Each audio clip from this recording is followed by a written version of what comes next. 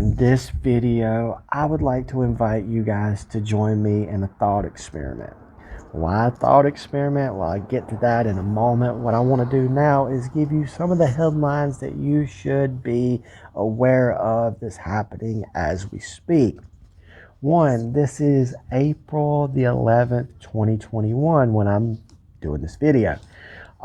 This week, President Joe Biden has issued a series of executive orders aimed at gun control. He's also quoted that no constitutional amendment is absolute, talking about the Second Amendment. While he's technically correct, it takes 2/3 of the House, 2/3 of the Senate, and 2/3 of the states to ratify any law that's going to affect the Constitution, whether removing, adding, or adjusting, let's say, a constitutional amendment. While technically not wrong, I don't see him being able to move any of that through with the environment we have right now. I hate that I have to remind people of this, but executive orders are just that. There are strong suggestions by the executive in charge. They're not laws. He's not a king. Then Hunter Biden is back in the news. His laptop has been confirmed by the FBI that it is his, and the stuff on it, even the horrible stuff, is actually real. He's also released a book, and he's made the rounds on talk shows and stuff like that, doing interviews talking about the book. In the book, he describes how he was a crack addict, and he says that he spent more time crawling on the floor and smoked more Parmesan cheese, thinking it was crack rock, than he actually smoked crack rock. I'm not sure what to make of that, but all I do know is this is the same person that our president says is the smartest person he knows, but apparently is a crackhead trying to smoke Parmesan cheese and pawned his laptop for probably more crack. Not the brightest move. Israel has a green passport. That is an actual way of proving that you've had the COVID vaccine to re-enter into society. The rest of the world looks like it's getting ready to follow suit.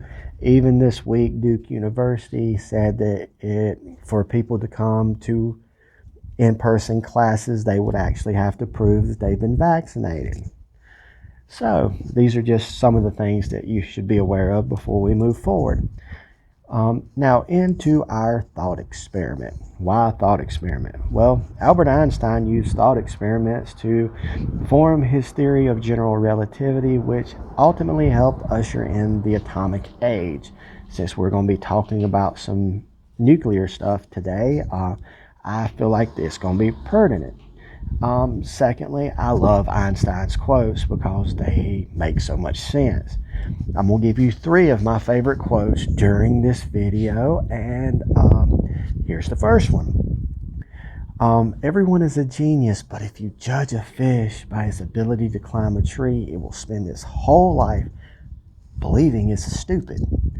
Well, I have a friend that I met on the set of Billy Bob's Gags to Riches who pointed out recently that I don't give a lot of answers and opinions in the videos that I've done and the content I've been putting out. He's not wrong. See, I don't have a degree, I don't have a title, and I don't assume that I'm smarter than any of y'all. What I am doing is reading a book, doing research, and then I'm presenting the information, and I want you guys to actually go back and check me out, see if I'm right or wrong, and come to your own conclusions, because at the end of the day, what I'm telling you is when all this goes down and comes to a head, you're ultimately going to have to decide for yourself what you believe and what you don't believe, what you will do, what you will submit to and what you will not submit to, what you will conform to and what you will not conform to. And yes, I was just a guy who wanted to be a comedian. I just wanted to make people laugh. And in chasing the stage and the Hollywood dream, I found out that I was a fish trying to climb a tree. Doing this, I feel like I'm more back in water, maybe even baptized, so to speak. But we'll get back to that because I'm still working that out in another thought experiment. So today, the thought experiment I want to go on is I'm going to give you the second quote that I like so we can really understand where I'm going with this. Second quote: the definition of insanity is repeating the same process over and over again and expecting a different outcome. With this in mind, that I want to give y'all some of the questions that I go about is who, what, where, when, how, and why. Okay. The first one here in the thought experiment, I want to talk about the who. It is look, it's Jizhiahu Ben David. I don't want to mess the name up because I don't want y'all laughing at me because I'm Southern and I can't speak Hebrew. So just go about and look this guy up. There are videos that are going around that are showing that he showed up on March 27th back in 2021, just a few weeks ago, and he showed up at the Temple Mount at the Wailing Wall on Passover, and apparently they're saying he's the Jewish Messiah. Why would you be interested in that? Well, here's why. Every time you look at biblical prophecy, you can line things up like this. In the region, you should look at Israel, the city, Jerusalem, and the temple. These are like the whole things that you can anchor biblical prophecy around. I mean, we're here in America. Everybody thinks that America is the great Satan, this, that, and the other. We may be, who knows? That'll be told later on. What I'm pointing out now is in order for you to see what's going on, maybe you should pay attention to Israel. So, why is that important to think about Israel? Well, for the past 2 years, Israel has had 4 elections. It's even thought that they may be doing a vote of no confidence against the Prime Minister Benjamin Netanyahu because after the last election, however their government works, he can't set up a government, which is interesting because if you dig into this, you will find that there was a rabbi who had a prophecy describing eerily the same thing as these things.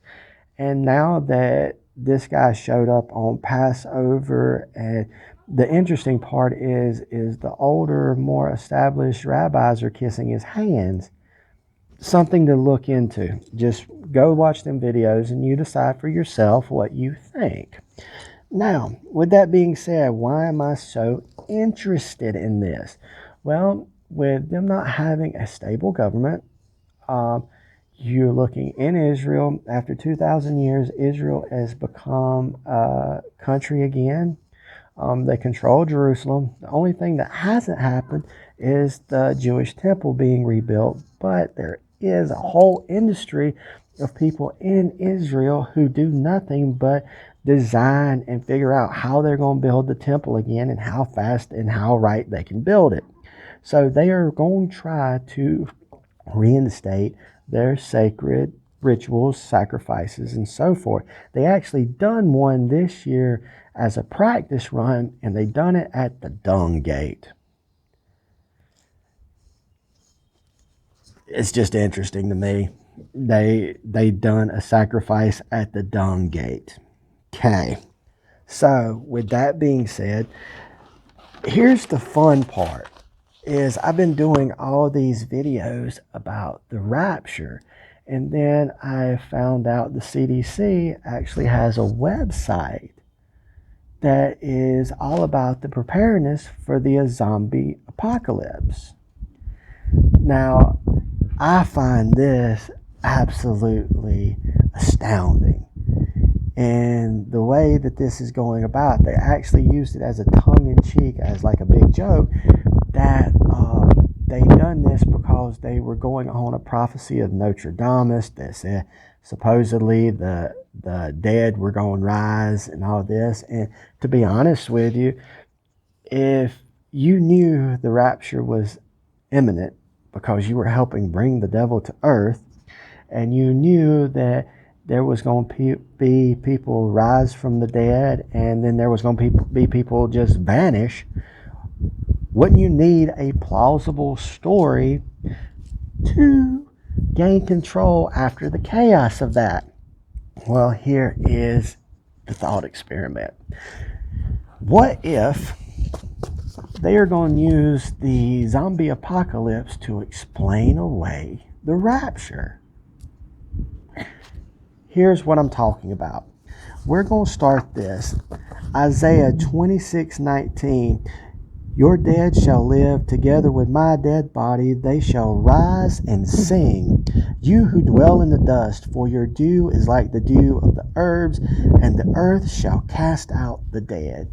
So we already have Old Testament telling us that the dead were going to rise. Now go over to Matthew 27:51 and 53. Right as Jesus is hanging on the cross and he gives up his spirit, yields his spirit, listen to what's written. Then behold, the veil in the temple was torn in two from top to bottom in the earthquake. The rocks split and the graves were opened, and many of the bodies of the saints who had fallen asleep were raised and coming out of the graves after the resurrection, and went into the holy city and showed themselves to many. Now let's jump back into Daniel. To understand end time prophecy, really read Daniel. But this I'm going to take a little bit out of Daniel chapter 12. At that time Michael shall stand up, the great prince who stands watch over the sons of your people, and there shall be a time of trouble such as never since there was a nation, even to that time. Now I want to point out to you, just go to 2 Timothy, just a little snippet. 2 Timothy 3, but know this, in the last days perilous times will come, for men will be lovers of themselves, lovers of money, boasters, proud, blasphemers. That's just a few. Does any of that sound familiar to you? Go check that out and see what you think after that. So, going back to Daniel, even to that, and at that time your people shall be delivered, everyone who is found in the book. And many of those who sleep in the dust of the earth shall awake, some to everlasting life, some to shame and everlasting contempt. Are y'all finding this remotely as interesting as I am? I want you to go back into the New Testament, 1 Thessalonians 4:13. Now, I've used this a lot when talking about the rapture, but I do not want you to be ignorant, brethren, concerning those who have fallen asleep, died, lest you sorrow as others who have no hope. Like, we don't believe that if you just die, that's the end of it. For if we believe that Jesus died and rose again, even so God will bring him to those who sleep in Jesus. Now, that is where it gets interesting, because you go over to John, and this is what Jesus actually said in John. You need to read all the 14 to really get understanding, but here's the verse I want to go with. And if I prepare a place for you, I will come again and receive you to myself, that where I am, there you will be also. He goes on in John 17 when he is praying, right before he is betrayed and went to be hung on the cross and all that good stuff. Well, that bad stuff, I should say. He's praying in the garden, in John 17, he goes, Father, I desire that also whom you've given to me may be with me where I am, that they may behold my glory which you have given to me, for you loved me before the foundation of the world. So Jesus not only told us he was coming back, he prayed that God would let him come back and get us. Now go back to 1 Thessalonians 4. For this we say to you by the word of the Lord, that we who are alive and remain until the coming of the Lord will by no means precede those who are asleep. So we're not going to be there before the people who are dead. So we already got the undead. They're rising. Shouldn't you take a look? And here's something, just a sidebar for y'all to ponder on. Go to Revelation 6. Go read, and it's the first seal. But when you read it, I want you to look at something. As I've been reading the Bible, I have noticed that every time that they talk about God and Jesus in the him or the he, it's a capital letter, right? In Revelation 6:12, and I looked, and behold, a white horse, he, capital letter, who sat on it had a bow and a crown was given to him, lowercase h, and he went out conquering and to conquer. So that draws me a little pause. That's something to look at, and I want to see what you guys think about it. But now I want to go back to 1 Thessalonians 4:16. For the Lord himself will descend from heaven with a shout of the voice of an archangel and with the trumpet of God, and the dead in Christ will rise first. Then we who are alive and remain shall be caught up, harpazo, raptured, together with them in the clouds to meet the Lord in the air. This is a lot of interesting stuff. You go to Matthew, Mark, and Luke, where Jesus is talking about the end of times. The major thing he tells you is do not be deceived, for the deceptions will be great. Now go over to 2 Thessalonians 2:3. Let no one deceive you by any means, for that day shall not come unless the falling away comes first, and the man of sin is revealed, the son of perdition, who opposes and exalts himself over all that is called God or that is worshipped, so that he sits as God in the temple of God, showing himself that he is God. The reason I point this out is because is it not interesting that the Jewish people supposedly anointed a Messiah on Passover, like this rabbi prophesied of it. And understand that Paul tells us that there must be a great falling away. Peter goes on and says the judgment must first come to the house of God. So you see that's falling away. Go look at any of the reports. They say people are falling out of churches left and right. I don't know if I believe that, but if that's what they're reporting, let's take it as at the word. And so I've watched some stuff, and I've had a few good points. A lot of people think that the Antichrist would be a Muslim or European. Have y'all not studied anything about Jews, Hebrews, all that?